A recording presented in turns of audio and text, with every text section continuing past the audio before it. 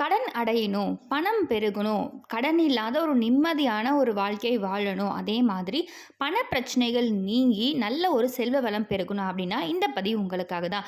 இன்றைய தினம் ஆடி மாத செவ்வாய்க்கிழமை முருகருக்கு, அம்மனுக்கு, மகாலட்சுமி தாயாருக்கு இந்த மாரி அனைவருக்கும் உகந்த ஒரு நாள். இந்த நாள்ல நம்ம நெறைய வழிபாடுகள் செய்வோம். அதற்கு கூட இந்த எளிமையான ஒரு தாந்திரிக பரிகாரத்தையும் செய்யுங்க. உங்களுடைய கடன் பிரச்சனை அனைத்தும் விரைவிலேயே தீர ஆரம்பிக்கும். அது வந்து எவ்வளோ பெரிய கடனா இருந்தாலும் சரி, 10,00,000, 20,00,000, 50,00,000 கோடி கணக்கில் இருந்தாலும் சரி, அந்த கடன் தீர்றதுக்கான வழிகளை முருகப்பெருமான் உருவாக்கி தருவார். ஒரே ஒரு ஸ்பூன் துவரம் பருப்பு மட்டும் போதும். ரூ. 1 கூட கடன் மிச்சம் இருக்காது. அனைத்து கடனையுமே அடைத்து ஒரு கடன் இல்லாத நிம்மதியான வாழ்க்கையை வாழ்றதுக்கு முருகப்பெருமான் உதவி செய்வார்.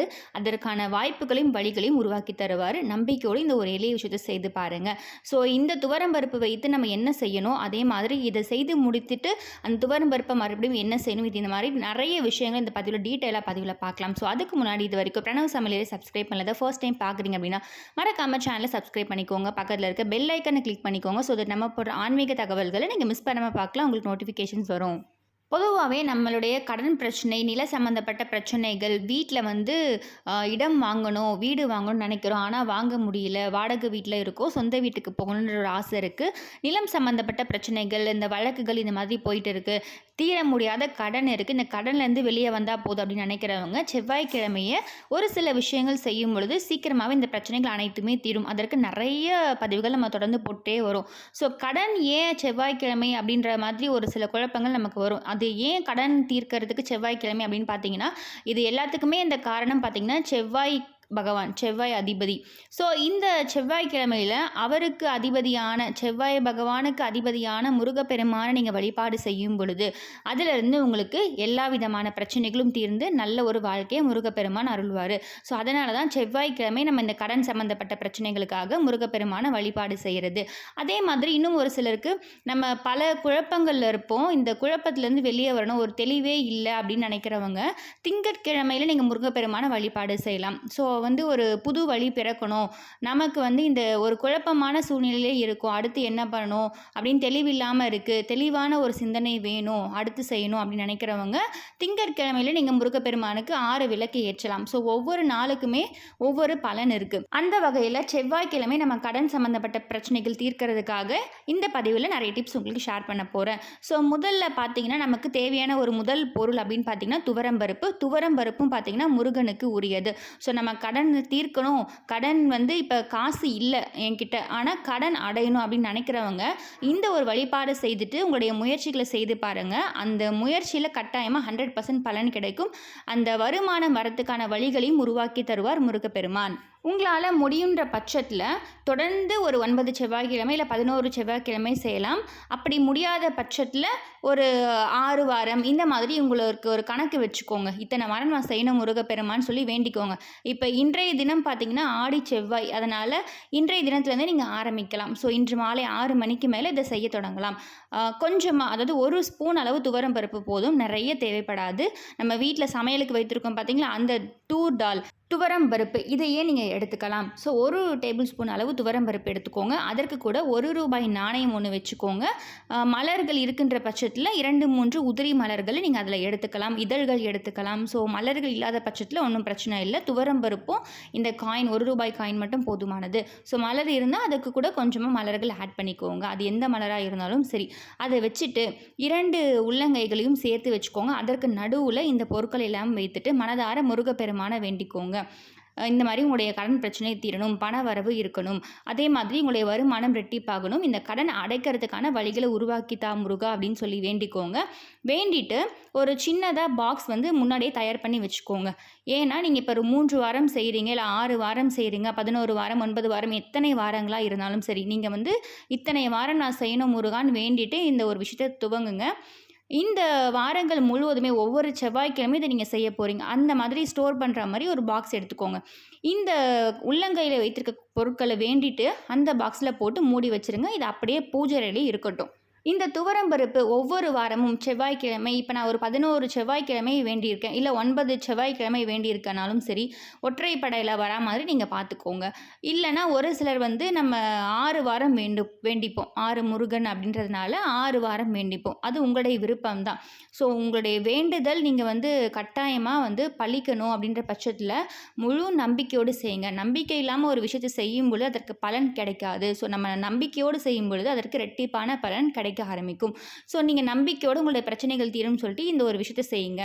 இந்த 11 வாரம் செய்ய போகிறீங்கன்னா 11 வாரத்துக்கான துவரம் பருப்பு அந்த பாக்ஸில் வந்து ஒவ்வொரு செவ்வாய்க்கிழமையும் இதே மாதிரி நீங்கள் போட்டுகிட்டே வாங்க. இப்போ வந்து இதற்கான நேரம் காலம் பார்த்தீங்கன்னா இந்த செவ்வாய்க்கிழமை இந்த இரவுக்குள்ளே 12 மணிக்குள்ளே எப்பொழுது வேணால் செய்யலாம். வாய்ப்பிற்கு முடிஞ்சவங்க செவ்வாய் ஓரையில் நீங்கள் செய்யலாம். முடியாத பட்சத்தில் நான் வேலைக்கு போயிட்டு வரேன், இந்த டைம் தான் வரேன்றவங்க உங்களுக்கு எப்போ டைம் இருக்கோ இரவு 12 மணிக்குள்ளே இந்த ஒரு விஷயத்தை செய்திருங்க. நம்ம வந்து பூஜைக்கான நேரம் சொல்லிட்டு பூஜை செய்வோம் பார்த்தீங்களா, அந்த நேரத்திலே இதை நீங்கள் செய்திடலாம். ஒரு விளக்கேற்றுங்க முருகப்பெருமானுக்கு. அதுக்கப்புறமா இந்த வேண்டுதல் வைங்க. இப்போ நான் வந்து இந்த நாளில் வந்து இதை செய்ய முடியல, இல்லை லேட் ஆகிடுச்சு, 11 மணி ஆகிடுச்சு, இந்த டைமில் நான் விளக்கேற்றல அப்படின்றவங்க நீங்கள் முருகப்பெருமான மனதார நினச்சிட்டு இந்த 2 பொருளையும் சேர்த்து ஒரு பாக்ஸில் போட்டு பூஜையில் வச்சுருங்க. அதுவே போதுமானது. முடியுன்ற பட்சத்தில் இது வந்து அன்எக்ஸ்பெக்டடாக எனக்கு அந்த டைமில் செய்ய முடியலன்றவங்க, இப்போ நான் வந்து 9 வாரம் செய்கிறேன், நடுவில் ஒரு வாரம் என்னால் வந்து செய்ய முடியலன்றவங்க இந்த மாதிரி நீங்கள் இந்த 2 பொருளை மட்டுமாவது சேர்த்து பூஜையில் வச்சுருங்க. அதே மாதிரி முடியுன்றவங்க செவ்வாய் ஓரையில் காலை 6 to 7, மதியம் 1 to 2, இரவு 8 to 9 இந்த நேரத்தில் முடியுன்றவங்க இந்த நேரத்துலையும் நீங்கள் செய்யலாம். ஏன் செவ்வாய் ஓரை அப்படின்னு பார்த்தீங்கன்னா நம்ம நிறைய விஷயங்கள் சொல்லியிருக்கோம். செவ்வாய் ஓரையில் என்னெல்லாம் செய்யலாம்னு சொல்லிட்டு கடனை அடைக்கணும் அப்படின்றவங்க செவ்வாய் ஓரையும் குளிகையும் சேரக்கூடிய மதியம் 1:15 அப்படின்ற டைமில் நம்ம ஒரு சிறு தொகையை எடுத்து வைக்கும்பொழுது அந்த கடன் சீக்கிரமாகவே அடையும் அப்படின்னு சொல்லியிருப்போம். ஸோ இதை பற்றி நான் தனியாகவே உங்களுக்கு அடுத்த வாரங்களில் பதிவு டீட்டெயிலாக சொல்கிறேன் எப்படி செய்யணுன்றது. ஸோ அதே மாதிரி இந்த செவ்வாய் ஓரையில் கடன் வாங்கக்கூடாது, கடனை திருப்பி கொடுத்தீங்கன்னா சீக்கிரமாக அடையும். இந்த மாதிரி நிறைய விஷயங்கள் ஓரை சம்மந்தப்பட்ட விஷயங்கள் நிறைய இருக்குது. ஸோ அதை தெரிஞ்சு நம்ம செயல்பட்டோம்னா சீக்கிரமாகவே அந்த கடன் பிரச்சனை வந்து சீக்கிரம் வெளியே வந்துடுவீங்க. இப்போ இந்த 9 வாரம் இல்லை 11 வாரம் முடிஞ்சதுக்கப்புறமா நீங்கள் என்ன பண்ணணும்னா இந்த துவரம் பருப்பு, இந்த காயின் இது எல்லாத்தையுமே எடுத்துக்கோங்க. இந்த காயினை நீங்கள் உண்டியலில் போட்டுருங்க. முருகப்பெருமான் கோயிலுக்கு போயிட்டு உண்டியலில் போட்டுருங்க. இந்த துவரம் பருப்பை மரத்துக்கு அடியிலையோ இல்லை மண்பாங்கான இடத்துலையோ அங்கே போட்டுடுங்க. அங்கே வந்து பறவைகள், எறும்புகள் இது எல்லாமே சாப்பிட்டுடும். இந்த துவரம் பருப்பு செவ்வாய் பகவானுக்கு உரிய அதிபதியான முருகப்பெருமானுக்கு உரிய ஒரு தானியம். ஸோ இதை வைத்து நீங்கள் வேண்டி வணங்கும் பொழுது கட்டாயமாக உங்கள் வேண்டுதல் நடக்கும். குறிப்பாக இந்த 11 வாரம் இல்லை 9 வாரம் முடிந்ததுக்கப்புறமா நீங்கள் கோவிலுக்கு போகிறீங்க பார்த்தீங்களா, அந்த கோவிலுக்கு போகும்பொழுது நாணயம் அந்த காயின்ஸ் எல்லாமே சேர்த்து வச்சுருப்பீங்க. அதை உண்டியலில் போட்டுட்டு யார் பேரில் கடன் இருக்கோ அவங்களுடைய பேரில் அர்ச்சனை செய்யுங்க. அதே மாதிரி வாரம் வாரம் நீங்கள் செவ்வாய்க்கிழமைக்கு உங்களால் கோயிலுக்கு போக முடியுது, முருகப்பெருமான் சந்திக்க முடியுது அப்படின்றவங்க வாரமுமே யார் பேரில் கடன் இருக்கோ அவங்களுடைய பெயரில் தொடர்ந்து ஒரு 9 வாரம் அர்ச்சனை செய்து பாருங்களேன். அந்த 9 வாரம் முடிவிலேயே உங்களுக்கு சீக்கிரமாகவே அந்த கடன் அடைக்கிறதுக்கான வழிகளை உருவாக்கி தருவார் முருகப்பெருமான். ஸோ இந்த துவரம் பருப்பு வைத்து நம்ம செய்யக்கூடிய வழிபாடும் ரொம்பவே சக்தி வாய்ந்த ஒரு வழிபாடு. கட்டாயமாக இந்த ஒரு விஷயத்தை செய்துட்டு நீங்கள் உங்களுடைய முயற்சிகளையும் கூடவே செஞ்சுட்டு வாங்க. அந்த பலன் வந்து கை மேலே உங்களுக்கு தெரிய வைப்பார் முருகப்பெருமான். இதற்கு கூட நம்ம ஸ்டார் கோலம் போட்டு சரவண பவன் எழுதி 6 விளக்கு ஏற்று வழிபாடு செய்வோம் பார்த்தீங்களா, அதையும் வாய்ப்பு இருக்கவங்க அதையும் செய்யுங்க. குறிப்பாக பார்த்தீங்கன்னா நீங்கள் விரதம் இருந்து இது எல்லாமே செய்யணுமான்னு கேட்பீங்க. நம்ம வந்து விரதம் இருக்கணும் அப்படின்ற எந்த ஒரு அவசியமும் இல்லை, கட்டாயமும் இல்லை. அது அவங்கவுங்களுடைய விருப்பம், உடல்நிலை ஏற்றது மாதிரி தான். ஸோ உங்களுடைய உடல் ஒத்துழைச்சிச்சுன்னா நீங்கள் விரதம் இருக்கலாம். விரதம் இருக்க முடியாதவங்க மனதார முருகப்பெருமான வழிபாடு செய்யுங்க. அன்றைய நாள் முழுவதுமே முருகப்பெருமானுக்குரிய பிரணவ மந்திரம் ஓம் அப்படின்றத சொல்லிகிட்டே வாங்க. ஓம் முருகா போற்றின்னு சொல்லுங்கள். இந்த மாதிரி எளிமையாகவும் நீங்கள் செய்யலாம். முடியும், நம்மளால் உடல் சரியாக இருக்குது, நம்மளால் விரதம் இருக்க முடியும் அப்படின்றவங்க விரதம் இருக்கலாம். அதே மாதிரி விரதம் இருக்க முடியலன்றவங்க எந்த ஒரு வருத்தமும் வேணால் நீங்கள் மனதார முருகப்பெருமானை நினைத்தாவே போதும். ஸோ இந்த துவரம் பருப்பை வைத்து செய்கிறது அனைவருமே செய்யலாம். விரதம் இருந்து தான் செய்யணும் அப்படின்ற எந்த ஒரு விதிமுறையும் இல்லை. ஸோ நீங்கள் மனதார வேண்டிட்டு முருகப்பெருமான் இந்த ஒரு விஷயத்தை செய்து பாருங்கள். விரைவிலேயே உங்களுக்கு கடன் பிரச்சனை தீர்ந்து செல்வளம் பெருக ஆரம்பிக்கும். அதே மாதிரி அதற்கான வாய்ப்புகளையும் அந்த வருமானம் வரதுக்கான வழிகளையும் கட்டாயமாக உருவாக்கி தருவார் முருகப்பெருமான். ஸோ இந்த பதிவு கண்டிப்பாக உங்களுக்கு யூஸ்ஃபுல்லாக இருக்குன்னு நினைக்கிறேன். இந்த பதிவு பிடிச்சிருக்கு, இந்த பதிவில் ஏதாச்சும் சந்தேகம் இருக்குன்னா கண்டிப்பாக கமெண்ட் பாக்ஸில் கமெண்ட் பண்ணுங்கள். இந்த பதிவு பிடிச்சிருக்குன்னா மறக்காமல் பிரணவ் சமையலரை சப்ஸ்கிரைப் பண்ணிக்கோங்க. பக்கத்தில் இருக்க பெல் ஐக்கனை கிளிக் பண்ணிக்கோங்க. ஸோ தட் நம்ம போகிற ஆன்மீக தகவல்களை நீங்கள் மிஸ் பண்ணாமல் பார்க்கலாம். உங்களுக்கு நோட்டிஃபிகேஷன்ஸ் வரும். மீண்டும் இன்னொரு நல்ல பதிவில் உங்களை சந்திக்கிறேன். நன்றி.